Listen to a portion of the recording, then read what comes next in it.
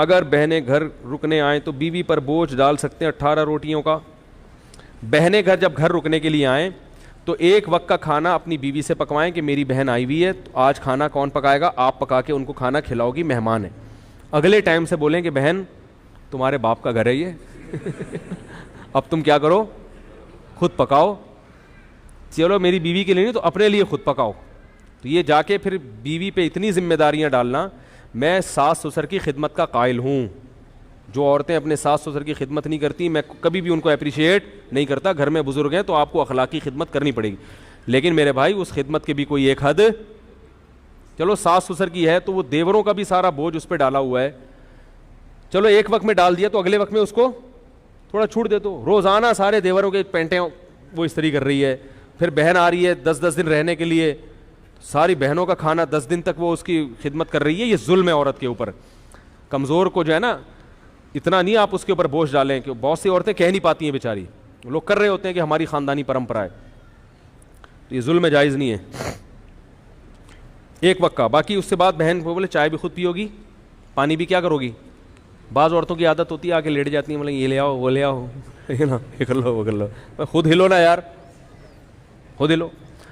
یہ تو پھر بھی میں کہتا ہوں 1-2 ٹائم کا کھانا بیوی کو چاہیے کہ وہ بہن کے لیے پکا لے, مہمان ہے. ہمارے حضرت اتنا کرتے تھے کہ اپنی خدمت میں اپنی بیوی سے, یہ تو بڑے خاندانی اخلاق ہیں جو مارکیٹ سے کیا ہیں. عورت کو چاہیے خود سے شوہر کی خدمت کرے اور اپنے سسر اور ساس کی. باقیوں کی خدمت کرے نہیں کرے اس کی مرضی ہے, لیکن ساس سسر اور شوہر ان کی خدمت بڑھ چڑھ کے خود سے کرے. اور ساس اور سسر کو چاہیے کہ جب وہ خدمت کر رہی ہے تو آپ خود سے اس کا بھی خیال کرو, اس کو تھوڑا سا سوتے وہ کو نہ اٹھاؤ. اب ساس اگر بہت بوڑھی ہے بیچاری, اٹھ کے جا نہیں سکتی کچن تک, پھر تو چلو سوتی ہوئی بہو کو اٹھا دے. اگر خود سے جا سکتی ہے تو کوئی کسی سوتے ہوئے کو اٹھانا یہ کیا ہے, بولو بھائی. ہم نے کسی عالم بزرگ کو نہیں دیکھا بیوی سو رہی ہو تو اس کو اٹھا کے بولیں کہ ناشتہ بناؤ. سوتے ہوئے کو جگانا یہ کیا ہو جاتا ہے, بشرطے کہ 18 گھنٹے سے نہ سو رہی ہو. آواز تو صحیح آ ہی نہیں رہی ہے, کیا کریں یار, تصویر پہ گزارا کریں آپ لوگ. تو یہ کچھ اخلاق ہوتے ہیں میرے بھائی. خام خامے چائے بنا لو یار. میں الحمدللہ گھر والے اگر سو رہے ہوں تو خود ہی چائے تو میں پیتا نہیں ہوں, لیکن اگر بھی بنانی ہو تو کیا کرتا ہوں. ایک دفعہ پکڑا گیا تھا, کوئی ملنے کے لیے آیا, میں چائے بنا رہا تھا اور وہ رشتے والے آئے تھے, تو انہوں نے کہا ان کا تو گھر میں رو بھی نہیں ہے. تو میں نے کہا آپ نے چائے بناتے پکڑا ہے. ایک دفعہ ایک خاتون آئی تھی, جھاڑو لگاتے ہوئے پکڑ لیا تھا انہوں نے مجھے. واقعتاً میں جھاڑو لگا رہا تھا, آپ حیران ہوں گے. تو لگاتا نہیں ہوں الحمدللہ. ایک دن کیا ہوا کہ میں لگا رہا تھا, اب وہ پتہ نہیں مجھے واقعہ یاد نہیں کیوں لگا رہا تھا, کیا ہوا تھا, کوئی مجبور ہو گیا تھا یا کیا تھا مسئلہ تھا. اب یہ تو راز کی باتیں اللہ ہی جانتا ہے. تو یہ تو جب نبی صلی اللہ علیہ وسلم گھر میں آتے تھے تو گھر میں گھر والوں کے ساتھ ہاتھ اتنے نیک ہم نہیں ہیں کہ آپ سمجھیں کہ اتنے جا کے ہاتھ بٹاتے ہیں, اتنے نیک ہم بھی نہیں ہیں, لیکن بہرحال نبی کے اخلاق ہم آپ کو بتا رہے ہیں. میں اس لیے کہ گھر والے بھی بیان سنتے ہیں نا, وہ بولیں گے یار آج تو بڑی بڑی چھوڑ رہا ہے بیٹھ کے, میں یہ بھی کرتا ہوں میں یہ بھی کرتا ہوں.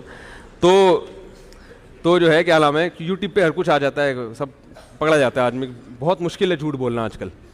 تو لیکن جو رسول اللہ صلی اللہ علیہ وسلم کے اخلاق تھے, تو میں یہ عرض کر رہا تھا کہ اگر وہ بوڑھے ہیں تو پھر تو ٹھیک ہے وہ اٹھا دیں سوتی, لیکن اگر جوان ہیں تو بہو جاگ رہی ہے تو بولیں, سو گئی ہے سونے دیں بھائی, آپ خود جا کے پانی پی لیں, خود چائے بنا لیں, چھوٹے موٹے کام کیا کر لیں خود ہی کر لیں. سوتے ہوئے کو نہ اٹھاؤ, یہ بڑا برا ہوتا ہے جب آدمی خود سو رہا ہو کوئی آپ کو آ کے اٹھا دے اور بولے یہ کرو, اور کوئی کام بھی اتنا امپورٹنٹ نہ ہو. یہ تو کوئی کسی کو ہاسپٹل لے کے جانا ہے, کوئی ایسا بڑا مسئلہ ہے تو ٹھیک ہے.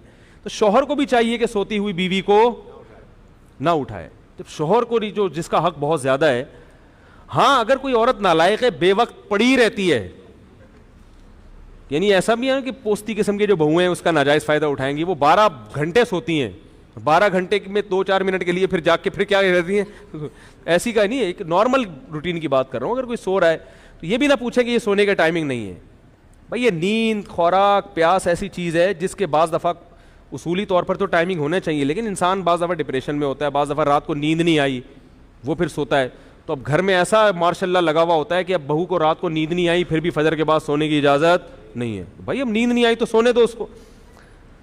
تو اس لیے یہ چند چیزیں ایسی ہوتی ہیں جو کسی پہ بھی ظلم ہو جاتا ہے, یہ پھر کیا ہو جاتا ہے شریعت کے لحاظ سے ناجائز. ہمارے حضرت کیا کرتے تھے, تو وہ اپنی گھر والی کو کبھی اپنی اہلیہ کو یہ نہیں کہتے تھے یہ لے آؤ وہ لے آؤ, یہ فرماتے تھے مجھے ایسا لگتا ہے یہ تحکمانہ جیسے کوئی باندھی رکھی ہوئی ہے گھر میں.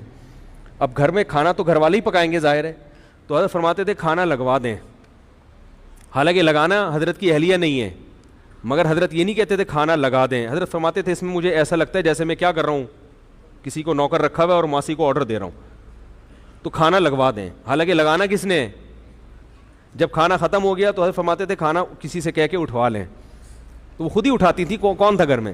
لیکن لب و لہجہ عزت دینے والا, اگلے کو لگے کہ یہ مجھے کیا دے رہے ہیں, عزت دے رہے ہیں. تو آپ اپنی طرف سے عزت دو, پھر بھی اگر خدمت نہ کرے تو پھر شکایت لگاؤ بھائی کسی کو, عزت نہیں دے رہے آپ نے, ٹھڈے مار مار کے جو ہے نا. ہمارے حضرت کبھی اس کے قائل نہیں تھے کہ بیوی سے پاؤں دبوائے جائیں یا جوتے پالش کروائے جائیں. ہمارے حضرت کے جتنے ہم نے اکابر قریب کے گزرے ہیں ماضی کے, مولانا شریف تھانوی رحمۃ اللہ علیہ, انہوں نے بھی بہت سختی سے رد کیا اس پہ کہ بیوی سے اپنے بوٹ پالش, کیونکہ بیوی کا جو رشتہ ہے وہ پیرالل ہے, برابر.